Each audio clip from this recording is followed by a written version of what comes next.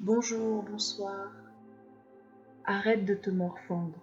Relève-toi maintenant et accepte le pardon de Dieu. Je lis ce qui est écrit dans le livre de 1 Jean chapitre 1 au verset 8. Si nous disons que nous n'avons pas de péché, nous nous séduisons nous-mêmes et la vérité n'est point en nous. Si nous confessons nos péchés, il est fidèle et juste pour nous les pardonner et nous purifier de toute iniquité. Si nous disons que nous n'avons pas de péché, nous le faisons menteur, et sa parole n'est point en nous. 1 Jean chapitre 2, à partir du verset 1. Mes petits enfants, je vous écris ces choses afin que vous ne péchiez point. Et si quelqu'un a péché, nous avons un avocat auprès du Père, Jésus-Christ le juste. Il est lui-même une victime propitiatoire pour nos péchés, non seulement pour les nôtres, mais aussi pour ceux du monde entier. Dans notre marche avec le Sauveur, Jésus, il arrive que nous puissions détourner notre regard de lui, et là, nous tombons. À l'image de Pierre qui, lorsqu'il vit Jésus, il vit une personne, une silhouette marchant sur les eaux, il était avec d'autres disciples, et Pierre a demandé à Jésus, si c'est toi, alors fais que je puisse marcher, ordonne que je puisse venir vers toi. Et à partir du moment où Pierre gardait ses yeux rivés sur Jésus, Pierre a réussi à marcher sur les eaux. Mais dès lors qu'il a considéré ce qu'il y avait autour de lui, dès lors qu'il a été conscient de lui-même et conscient de l'environnement autour de lui, Pierre a commencé à sombrer. Et c'est ainsi qu'il peut nous arriver de sombrer. Par sombrer ici, j'entends la désobéissance. Autrement dit, le fait de pécher. Autrement dit, le fait de faire ce que nous savons ne pas être la volonté de Dieu.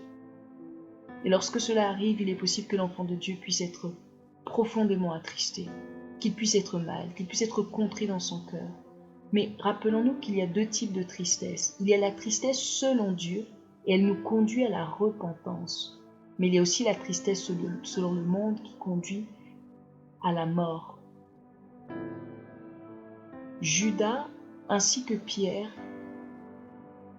ont l'un et l'autre été confrontés à une sorte de ces deux tristesses. Judas, après avoir livré le Fils de Dieu, a été confronté à la tristesse qui mène à la mort. Il a été si profondément attristé que derrière il s'en est allé pour se donner la mort, se suicider. Tandis que Pierre, la tristesse qu'il a ressentie, c'est celle que l'on appelle la tristesse selon Dieu, celle qui nous conduit à la repentance. Qu'est-ce que la repentance ? Et lorsque je te dis arrête de te morfondre, relève-toi maintenant et accepte le pardon de Dieu. Il ne suffit pas seulement ici d'arrêter de faire ce que tu avais fait ou ce que tu faisais peut-être comme une habitude. Parce qu'en vérité, tu peux arrêter de commettre un acte, d'avoir une attitude sans pour autant être totalement repenti. Si l'on considère que la repentance, c'est le fait de se détourner de la mauvaise voie, c'est vrai, mais ensuite pour marcher dans la bonne voie et en retrouvant sa position.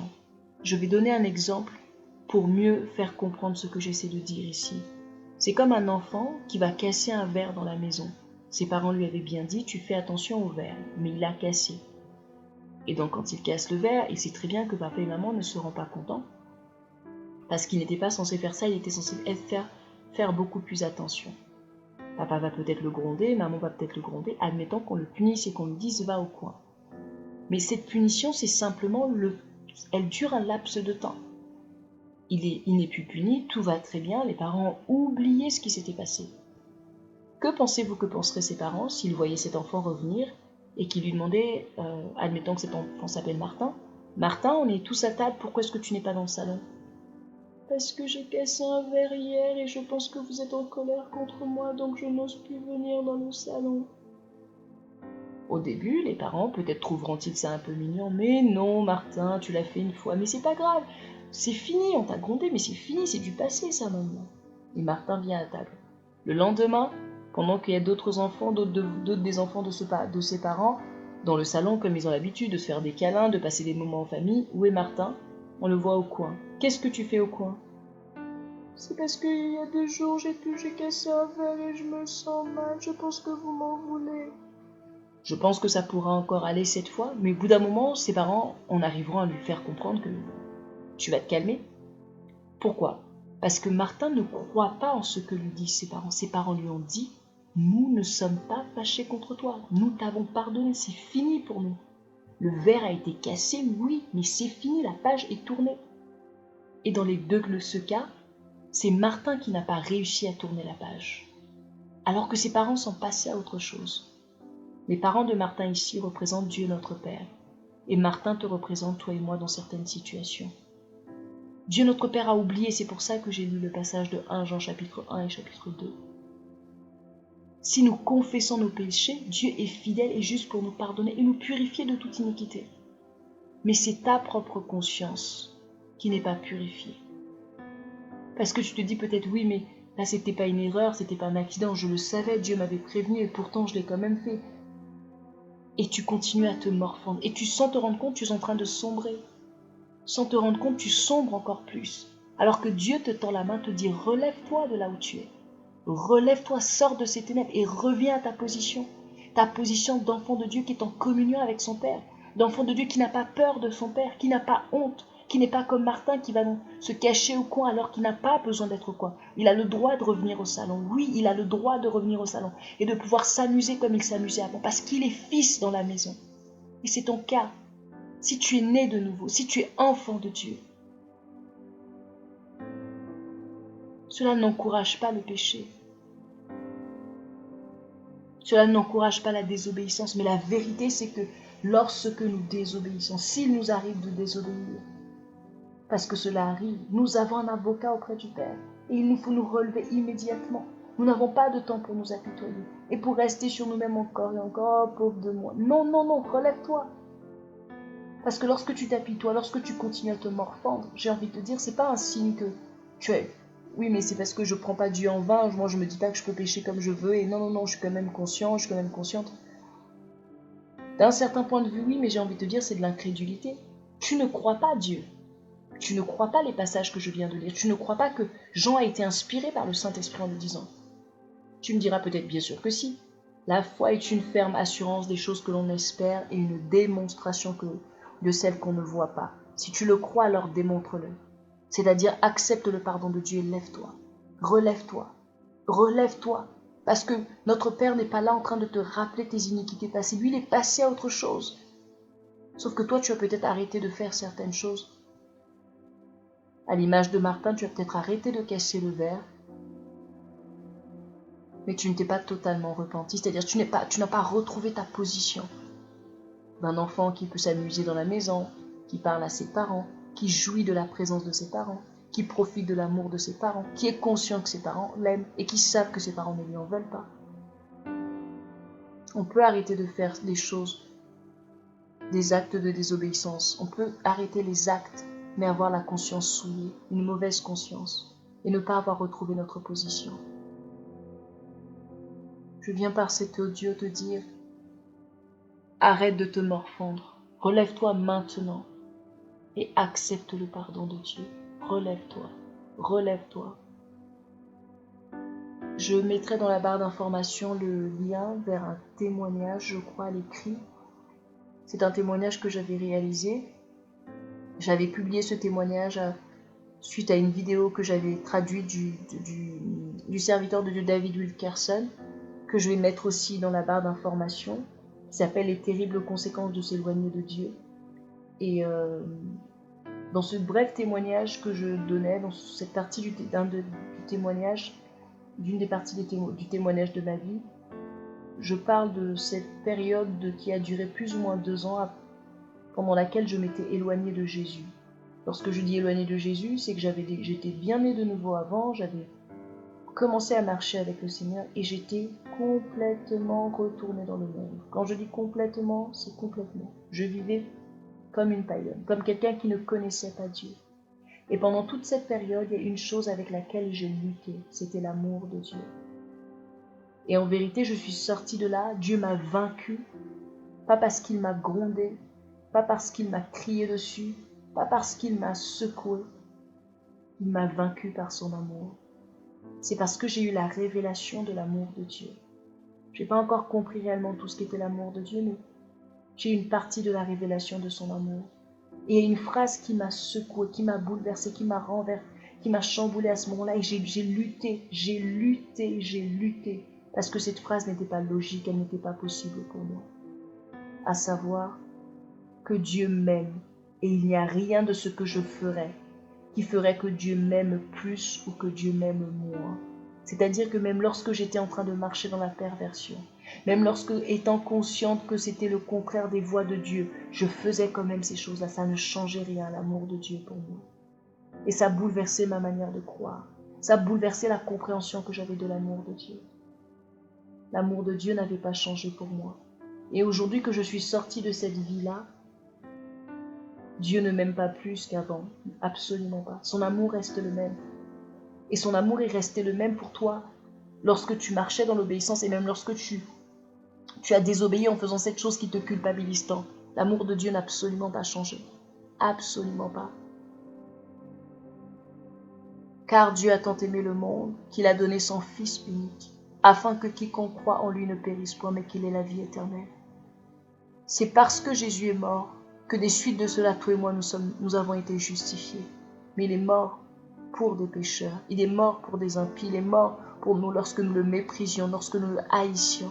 Dieu est mort pour nous parce qu'à ce moment-là déjà, Dieu nous aimait, c'est pour ça qu'il avait donné son Fils. Et il ne nous a pas aimés plus, son amour n'a pas changé. Et tu dois réaliser que l'amour de Dieu pour toi n'est pas amoindri, absolument pas. Ça c'est notre conception, tu sais, notre conception humaine. On vit dans un monde de la méritocratie, tout doit se mériter.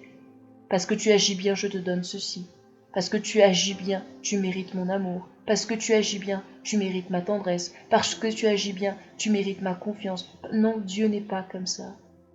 L'amour de Dieu, aucun d'entre nous ne le mérite.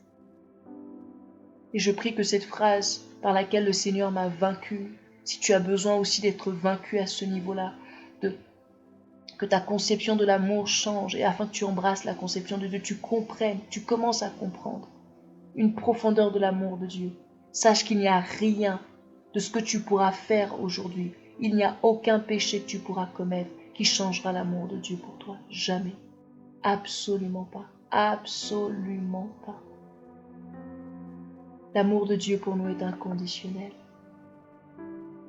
Et en vérité, alors que je luttais à ce moment-là, durant ces années, pendant cette période de quasiment 2 ans, parce que je me disais, oui, mais bon, après ça, ça va me pousser. Ça pousse ensuite à faire n'importe quoi, à continuer à pécher, parce qu'on se dit, oui, Dieu nous aime. C'est faux. C'est juste parce qu'on n'a pas compris. De sorte que, j'ai envie de vous dire, ayant commencé à être consciente de cette vérité, quand je suis sortie de là, eh bien, j'étais moins désobéissante à Dieu. D'une certaine manière, oui, je pense que oui. La crainte de Dieu avait grandi plus dans mon cœur. Parce que face à un si grand amour, mais quelle réaction voulez-vous donner? Quelle réponse pensez-vous pouvoir donner, si ce n'est que l'amour en retour? Il n'y a rien que tu as pu faire qui a changé l'amour de Dieu pour toi. Mais je vais encore dans l'autre sens. Il n'y a rien que tu pourras faire qui fera que Dieu t'aimera plus, c'est faux. Les personnes qui périssent après avoir rejeté l'œuvre de la croix et qui finiront dans le lac de feu sont aimées par Dieu du même amour que nous. Il ne nous aime pas plus, nous, absolument pas.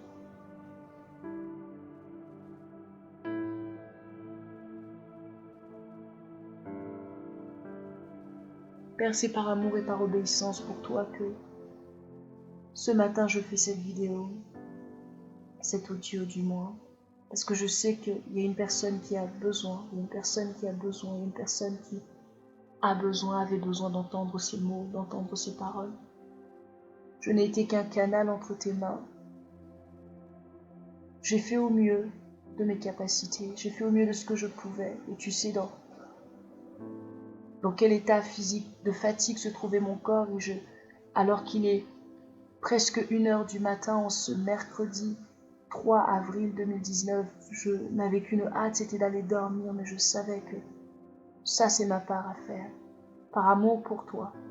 Alors je l'ai fait, je prie que toi tu puisses disposer de cette vidéo audio à ta manière. Relève ce que tu as prévu de relever, interpelle ce que tu as prévu d'interpeller, console, restaure, répare, afin que ton nom soit glorifié et que l'œuvre de la croix de Yeshua ne soient pas bafoués dans nos vies. Ne sois pas bafoué dans nos vies en ce que nous nous tiendrons du côté des personnes qui sont en train de nous apitoyer, qui seraient en train de nous apitoyer au lieu d'accepter ton amour, au lieu d'accepter ton pardon et de nous relever et de retrouver notre position à tes côtés. Merci pour ta fidélité. Bénis chaque auditeur, bénis chaque personne qui a pu cliquer sur cette vidéo. Père, je t'en prie, bénis. Je t'en prie, bénis selon ta définition. Selon ta définition et la manière dont, au moment où la personne écoutera, elle a des besoins. Et tu connais ces besoins-là. Seigneur, bénis-les selon ta définition. Tu sais de quoi ils ont besoin. Je ne parle pas des désirs, mais des besoins. Ce qui est nécessaire et ce qui est vital. Certains d'entre nous avons besoin de la bénédiction véritable qui est ta présence. Certains d'entre nous avons besoin de la bénédiction véritable qui est ta consolation. Certains d'entre nous avons besoin de ta bénédiction, de la bénédiction véritable qui est le fait que tu puisses ouvrir une porte. Que ce soit une porte pour le mariage, que ce soit une porte pour l'enfantement, que ce soit une porte pour le travail, que ce soit une porte de différentes manières. Nous avons besoin de ta véritable bénédiction, celle qui vient de toi, celle que toi tu nous donnes. Seigneur, merci pour ta capacité. Merci de nous avoir aimés avant la fondation du monde et de continuer de nous aimer. Merci pour ton amour, ô Dieu. Ouvre nos yeux, ouvre nos cœurs, élargis nos cœurs et que nous réalisions que tu nous aimes, non pas nous seulement, mais chaque être humain créé à ton image. Et que nous puissions regarder à notre prochain, à tout homme, toute femme créée à ton image, avec cette conscience que tu l'aimes d'un amour inconditionnel.